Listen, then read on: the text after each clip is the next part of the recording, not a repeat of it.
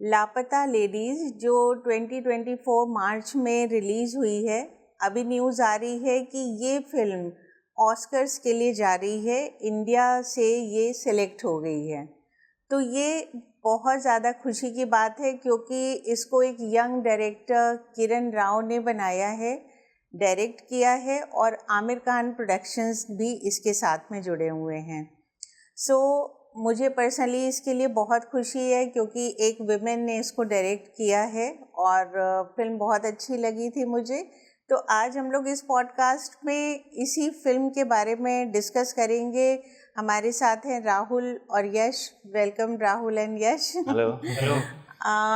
बताना ये है कि इन दोनों ने अभी ये फिल्म नहीं देखी है, तो देखते हैं कि इन लोग के क्या क्वेश्चंस आते हैं जो अभी न्यूज़ आई है उसके बारे में।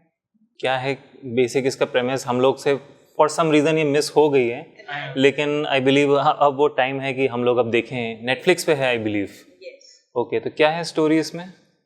स्टोरी एक तरह से ये रूरल बैकग्राउंड पर बेस्ड है। एक विलेज की स्टोरी है जिसमें कि एक विलेज में फार्मर का बेटा है जो शादी करने के लिए गया है और अपनी दुल्हन को विदा करा के लेके आ रहा है वापस। तो जब वापस लाता है तो वो ट्रेन से आ रहे हैं, उस समय वही दोनों हैं उसमें, और साथ में जो और पैसेंजर्स हैं उसमें बाई चांस कई ऐसे कपल्स और भी हैं। अच्छा, मैरिड कपल्स जो कि विदा होके आ रहे हैं। तो सारी ब्राइड एक जैसी लग रही हैं और पहचान किसी को नहीं सकते क्योंकि सब एक जैसी लग रही हैं। एक जैसी क्योंकि लाल जोड़े में है और सबके घूंघट है। अच्छा। तो ये पता ही नहीं चल रहा है कौन सी किसकी है। तो इस वजह से वो जो ब्राइड है वो इधर की उधर हो जाती है, और ये जो अपना हीरो है जब घर पहुंचता है तब उसको पता चलता है कि वो किसी और की ब्राइड को ले आया है। अच्छा, फनी लग रही है मूवी। हाँ, बहुत। और जो इसकी अपनी जो वाइफ थी वो उसको भी नहीं पता चला कि उसका हस्बैंड चला गया है क्योंकि वो भी घूंघट में थी। तो इस कंफ्यूजन में वो जब फाइनल स्टेशन पे पहुंचती है तो उसको पता चलता है कि उसका हस्बैंड तो है ही नहीं, तो वो अकेले परेशान होती है। तो बेसिक प्लॉट ये है कि वो किस तरह से पहुंचती है अपने घर वापस और इस बीच में क्या होता है। बट इतना क्या खास है, मतलब कि अब बात हो रही कि ऑस्कर्स में भेजी जाएगी और इतनी इंडिया ने नॉमिनेट कर दी है, तो क्या ऐसा क्या स्पेशल है?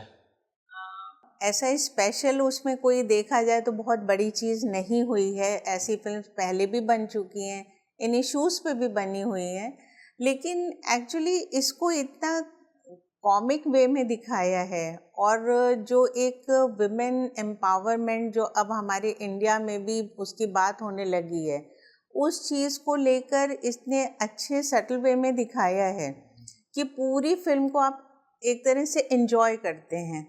आपको मैसेज तो मिलता ही है लेकिन आप पूरी फिल्म को एंजॉय करते हैं, कहीं पर भी बोर होने का कहीं कोई गुंजाइश नहीं है। तो आपको फिल्म कैसे चलती चली जाती है और कब ख़त्म होती है पता ही नहीं चलता है।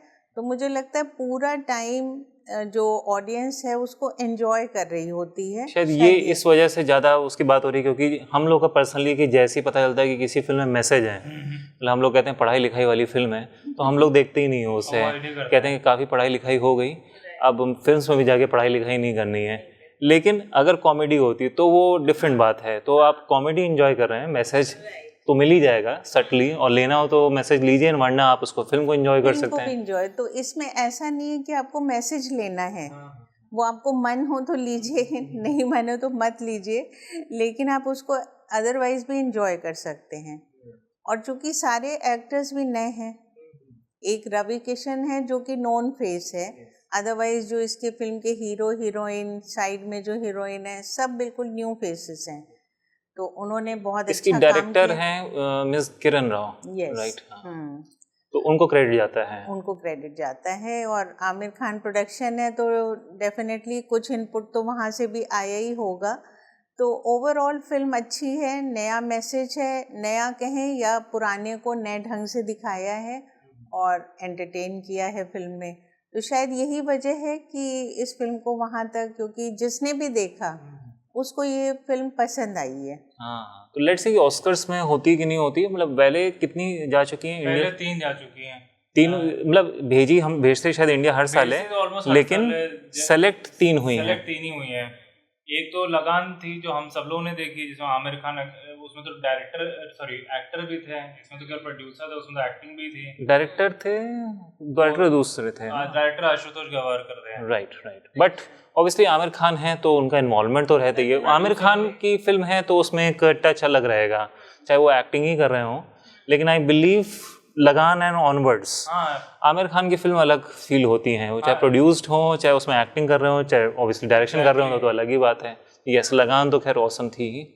हाँ, उसके गाने बहुत अच्छे थे, अभी तक लोग गाते हैं उसके गाने, इतने ऑसम। म्यूजिक भी बहुत अच्छा था। और साथ में जो तीसरी फिल्म है मदर इंडिया, यस, जो मदर इंडिया, वो फर्स्ट फिल्म थी इंडिया से, जो फर्स्ट फिल्म ये तो थी। बहुत बड़ी वैसे क्रेडिट की बात है कि उस टाइम पे ये फिल्म वहाँ के लिए उस कैटेगरी में पहुंची और फिर वो नॉमिनेट भी हो गई, तो बड़ी थी बात। लेकिन इन तीनों में ये था कि अगर हम ध्यान दें कि तीनों ही फिल्म एक विलेज पे सेट है, इंडियन विलेज पे। सलाम बॉम्बे आई बिलीव नहीं थी, सलाम बॉम्बे, बट हाँ मदर इंडिया में और लगान में अगर कॉमन देखें तो यस विलेज लाइफ है। आई बिलीव विलेज लाइफ का ये भी होगा कि उसके थ्रू मेन हाँ कैरेक्टर्स और जो इमोशंस हैं, may be village life could be coincidence, but more है कि इंडिया एक्चुअली में उसमें रिप्रेजेंट हो रहा है, चाहे वो मदर इंडिया में हो, अगर वो मे बी सिटी में भी सेट होती तो मे बी तब भी वो शायद भेज दी गई होती, प्रोवाइडेड कि उतना उन्होंने अच्छे से इंडिया और उनके कैरेक्टर्स और उनके इमोशंस पे काम किया होता। But yes, rural life did play an important part, क्योंकि इंडिया की रूरल लाइफ मुझे बाहर का नहीं मालूम, बट एक यहाँ का कैरेक्टर है यहाँ की रूरल लाइफ का। बिल्कुल है, क्योंकि मेजर आज भी देखा जाए पोर्शन इंडिया का विलेज में ही है। मेट्रो में तो एक पार्ट है, लेकिन मेन तो कैरेक्टर हमारी इंडिया का आज भी विलेज ही है। राइट। और लगान में तो बहुत इंपॉर्टेंट पार्ट था कि वो हम लोग विलेजर्स ही दिखाए गए हैं, क्योंकि सॉर्ट ऑफ एक इनोसेंस थी उनमें, और किस तरह से वो गेम सीखते हैं और उसको खेलते हैं और जीतते हैं। क्योंकि वहाँ पे स्ट्रगल भी डिफरेंट टाइप की हैं।